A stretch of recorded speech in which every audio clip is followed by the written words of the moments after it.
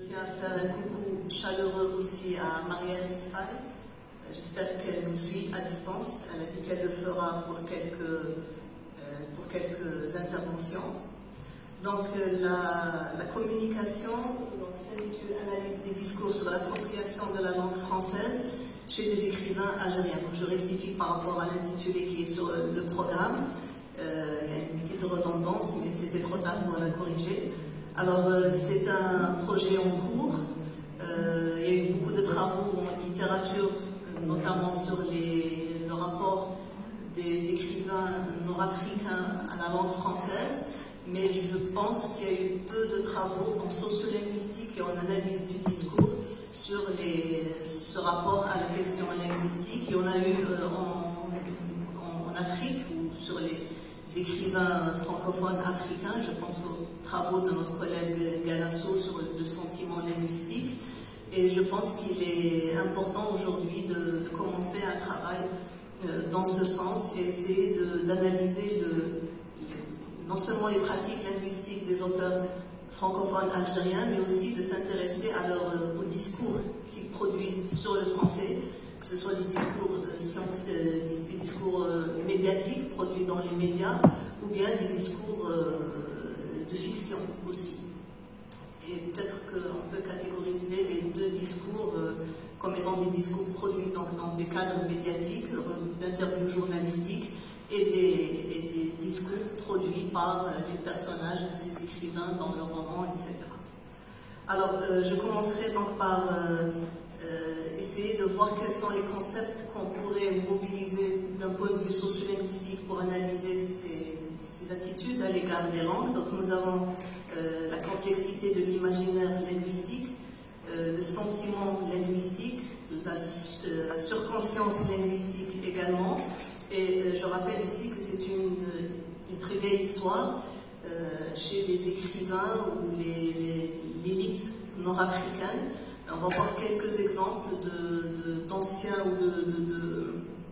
d'auteurs de l'Antiquité qui ont aussi produit des réflexions ou du discours épilinguistique par rapport aux langues de l'époque, donc le grec, le punique,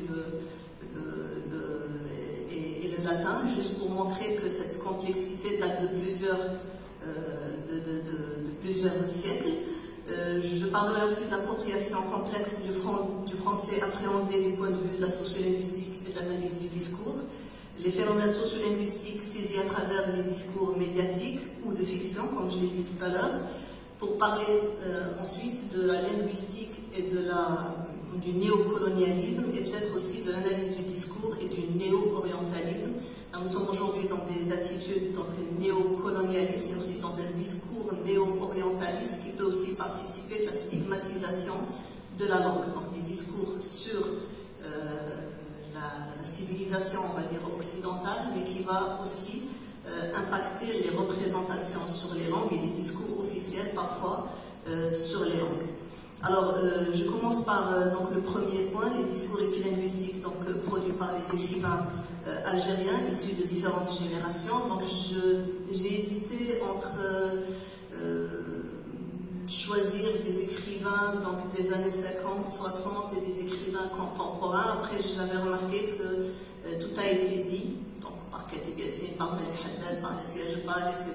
Et tout ce qui a été dit dans les années 50, 60, 70 est redit en réalité actuellement. Donc il n'y a vraiment pas grand-chose à dire sur la langue française que ces discours peut-être fondateurs de cette génération d'écrivains. Donc on parle de la langue de l'autre, de la langue marâtre, d'une langue à soi, d'une langue dite étrangère, la langue adverse, pour essayer pas, une arme de combat, un butin de guerre. La langue française est considérée aussi comme un instrument de libération, de communion, et aussi comme une passion. Alors elle est introduite en contexte de guerre, d'où cette métaphore guerrière qui participe donc de sa représentation et des discours autour de cette langue. Elle est inscrite dans des rapports de pouvoir et de domination. La langue du dominant fait l'objet d'attitudes contradictoires chez ces écrivains francophones et parfois d'attitudes paradoxales, donc après l'indépendance du pays aussi, dans un contexte où il y a eu donc l'arabisation linguistique, ce qui a engendré l'insécurité linguistique et la culpabilité linguistique chez ces écrivains algériens francophones.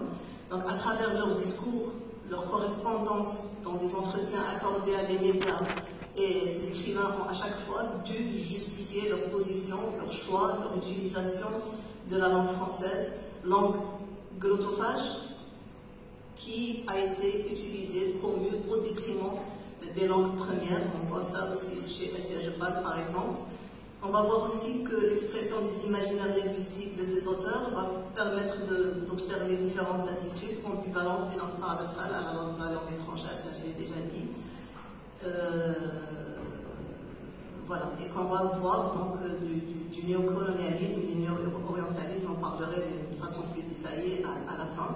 Donc pour revenir à cette complexité des imaginaires qui datent de plusieurs siècles chez l'élite nord-africaine, je vais lire quelques citations, mais rapidement. Donc, nous avons déjà appelé de Mador, qui a vécu donc, en 125 après Jésus-Christ, qui dit que, dans un célèbre procès qui lui a été intenté, il parle de son beau-fils et de son beau-frère, et il dit donc au juge qu'il ne parle plus jamais qu'en carthaginois, il parle de son beau-fils, si ce n'est le peu de grec qu'il a retenu du temps où il était auprès de sa mère, mais pour parler latin, il ne le veut pas, il n'en est pas capable. Donc le rapport au latin, appelé de Mador, qui est un écrivain numide, berbère, latinisé.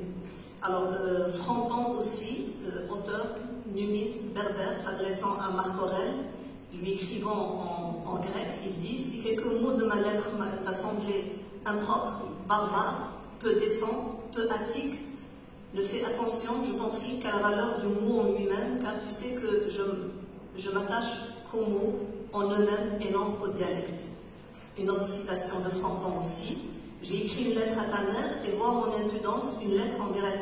Je l'ai enfermée dans celle que je t'adresse. Lis-la d'abord, et s'il est glissé quelques barbarismes, comme tu es plus frais que moi sur le grec, corrige-le et remets-la à ta mère, car je ne veux pas que ta mère me méprise comme un barbare. » Là aussi, Saint-Augustin qui s'adresse à Maxime de Mador, qui était son enseignant, donc grammairien. Et Saint-Augustin qui dit « Occupé comme vous l'êtes à la bizarrerie des noms, vous n'avez pas songé que vous avez des Eukadirs parmi vos prêtres et des Avadirs parmi vos divinités. » Donc ce sont des noms de divinités puniques. Voilà, la même chose pour finir, donc je passe. Alors, pour ce qui est de l'appropriation du français appréhendé du point de vue de l'analyse du discours et de la sociolinguistique, on voit les phénomènes sociolinguistiques à travers ces discours que j'ai passés en revue, au niveau de l'insécurité linguistique, de l'hypercorrection, la quête de la légitimité linguistique, la culpabilité repentante, la culpabilisation linguistique ou bien la stigmatisation linguistique, la glottophobie, la glottophagie et le contournement, le détournement aussi des interdits linguistiques,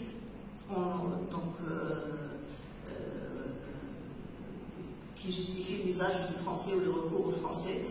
Pour ce qui est de l'analyse du discours, on peut mobiliser les concepts de surconscience linguistique, de sentiment de la langue, et aussi, toujours concernant l'analyse du discours, on peut s'intéresser aujourd'hui aux clichés, aux stéréotypes néocolonialistes et aux discours néo-orientalistes, peut-être. Tout à l'heure, notre collègue citait Frantz Fanon, donc je le cite tout à l'heure pour expliquer donc, ce rapport à ce langage de l'autre qui est utilisé, ou les éléments de langage ou le discours de l'autre qui est utilisé pour qui trahit, on va dire, l'infériorité que ressent l'ex-colonisé par rapport à la culture dominante. Alors, pour Gauvin, la notion de surconscience renvoie à ce que cette situation d'inconfort dans la langue peut avoir à la fois d'exacerbé et de fécond. Donc, notion de surconscience, c'est la situation d'inconfort que l'on ressent en utilisant la langue de l'autre.